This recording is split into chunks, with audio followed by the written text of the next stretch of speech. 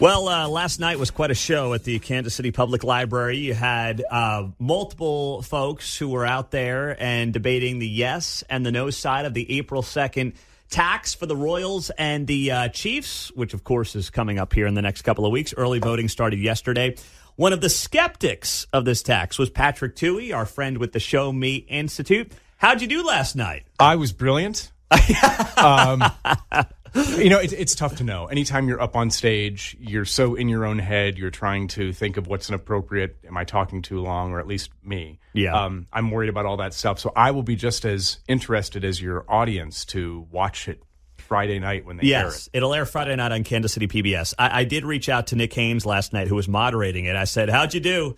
He said, well, I've got all 10 fingers and toes. So, and I see you do as well. Yes. At least fingers. So it was a lively crowd. Yes. I am a conservative, lowercase c as well. I'm all about being polite. And the crowd was respectful, maybe a little louder, a little raucous than I would like. But, nobody stormed out. Nobody created a scene. Nobody shouted down anybody. What was the listen, we know you're a skeptic of this whole thing. What was the main point that you were trying to get across last night when you spoke on that stage? That Kansas Cityans, Jackson Countyans, are being asked to vote on this based on fear and misinformation. I know I hate that word too, but the argument that this is not a new tax is a lie. And all the time, every time you ask them or other people ask them, hey, are you threatening to leave? They'll say, no, we're not threatening to leave. We want to stay here. But if the measure fails, that's when they threaten to leave. Yeah. I think that is a bluff. I think that is an absolute bluff. I think both teams want to stay here, but they want to leverage our love of the teams to give them billions of dollars. Now, the new tax thing, I asked Sly James about this, and the analogy I've used is, listen, if you and I go into an agreement where I give you $100 a month for 24 months, and then you say I need it for 36, right. Well, you're asking me for more money. Right. Even though you're asking me for the same amount per month, you're still asking me for more money. Sly said that's semantics. And John Anthony has brought up, too, he said, well, I always assumed they were going to want that money beyond 2031. And look, it's great to be a cynic in Kansas City. It's a protective measure. You never think a tax is going away. So that is how he has adapted to living in Kansas City, and I totally get it. But had the campaign in 2006 said, there's a chance we're going to renew this in perpetuity, they would have performed less well. There is no language in the 2006 ordinance that allows for an extension. Mm-hmm. The ordinance we're talking about now calls it a new tax. But importantly, in 2006, we passed a tax to cover general obligation bonds. Mm-hmm. This time, it's a parks tax. And my understanding is that counties are limited in how much, there's a ceiling there somewhere.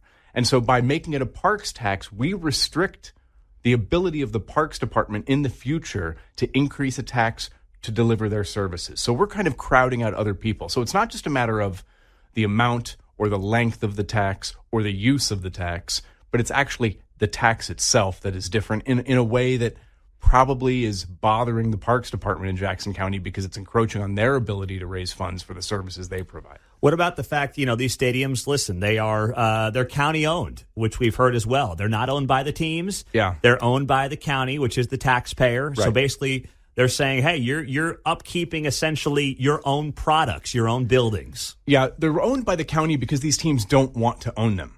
They don't want to own them because it is an albatross. If they pick up and leave, now they've got to deal with property, and they just want to move the team. They don't want to be held back.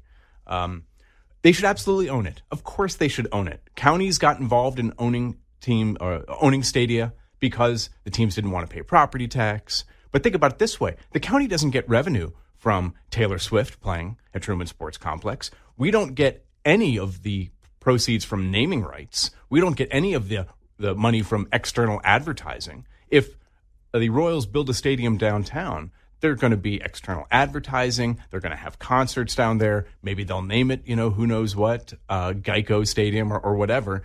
The county sees none of that. We see no revenue. One of the things that was particularly bothering last night is it seems that the two yes people don't understand economic benefits. They would say these stadiums generate taxes. They generate revenue. That's true, but the revenue they generate is never greater than the hit the taxpayers take to build the thing. So there's no return on investment. You can say, for example, that, a locality's made this much, but it's never as much as the investment in the first place. You've got to look at both sides of the equations. Okay. Patrick Tuohey with the Show Me Institutes on KCMO. So with that being said, last night, you're obviously skeptical of this whole thing. You've got KC tenants people running up to you, a libertarian think tank guy, saying, great job. Yeah, that was really gratifying. They were sitting right up front, and there are plenty of people. Again, I tend to collect friends on the left, and I like talking to hostile crowds. You've probably done both. It's very easy to talk to people that already agree with you. It's not a challenge. Yeah. What was great about last night, and you talked about it with Sly James, is that there are people on the left and the right who disagree on 99 things, but on this thing, they see it as either benefiting a billionaire or just government intervening in the marketplace where it's not wanted. And I think one of the biggest points I tried to make last night, which got a good response, is that this vote is premature. It should never have been on the ballot in April 2. We simply don't know what we're being asked for. The yes side tried to say, well, here are the community benefits and here's the impact and all this stuff, but none of that's in writing. And I said to them on stage, I want to believe you. I'm sure you're very nice people, but none of this is legally binding. And Jackson Countyans need to stand up for themselves, have some integrity, have some spine, and say, no, we're not going to give you a blank check. What do they say to that? Well, they didn't have much of a response. A mayor said last night that the CBA would be released today. So that is the umpteenth deadline they've set for themselves for releasing a CBA. We will see what will be released. But the problem is when you start off a campaign and your ads are lies, and you have proponents saying things like, concrete cancer or bad batch of concrete, you don't have the credibility to go back to people and say, we're working on it, trust us. Yeah, that community benefits agreement is supposed to come out today, and I guess it's going to be $140 million. But to your point, this tax would be about, what, $2 billion? $2 billion, yeah. No, look, the best CBA for Jackson Countyans, the best community benefits agreement is for the Chiefs and the Royals to pay all their taxes. Nothing will be as good as that. So, yes, they're asking us to give them $2 billion, and they're going to give us $140 million back. That's, gosh, I want to share this with you because I'm hearing from people all over town personally and then also on the text line. By the way, someone wants to know if there was a civility bell at last night's meeting. There was not. I got one in my bag. I got one of those, too. Yeah, exactly. Yeah. In your little goodie bag there from the organization. That's right. But there was no, that wasn't in use during the event. It would have been, I'm sure, a little crazy if it was. I have people, friends of mine who text me who are Jackson County voters, and they basically say, hey, this is about fear. We don't want to lose these teams in this town. There's 3/8 cent sales tax for 2 major league teams. They'll say, hey, it's not a bad deal compared to other cities, and I just want to keep them here in my town, in my city. That is a fair, that is an honest reaction. I absolutely respect that. But this is a bluff. And if this vote... But is it? Because this town has seen teams go away before. No, it absolutely is. These guys are invested in the community. They talk all about how they're part of the community. They have no interest in leaving. However, if this ballot measure is defeated, and if you live in Kansas City for 15 minutes, you'll totally get what I'm saying. If this is defeated, they'll be right back at the table. There may be a period of time where they have to negotiate. There may be a period of time before it can legally come back on the ballot, maybe a year, I think. But absolutely, John Sherman will sit down with Frank White, and they will do all the work that they should have done before April 2, which is a lease agreement, all sorts of CBA agreements, just put everything in writing like we had in 2006.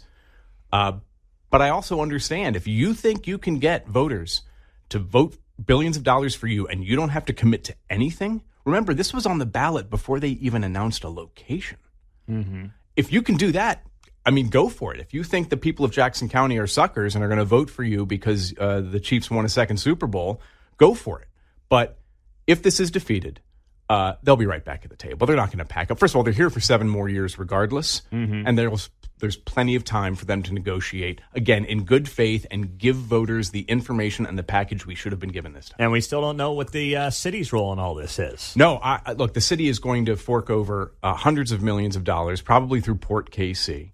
They won't say anything yet. Everybody's waiting on a yes vote. This is Nancy Pelosi telling us we have to pass it before we can read it. It is embarrassing, frankly, that we're in a position where the county voters are being asked to hand over $2 billion, and we literally don't know what we're getting. Patrick Tuohey, it's always interesting. Hey, I'm glad you got all 10 fingers and all 10 toes after last night's performance at the Kansas City Public Library, and that will air 7:30 on Friday night on Kansas City PBS, right? That's right.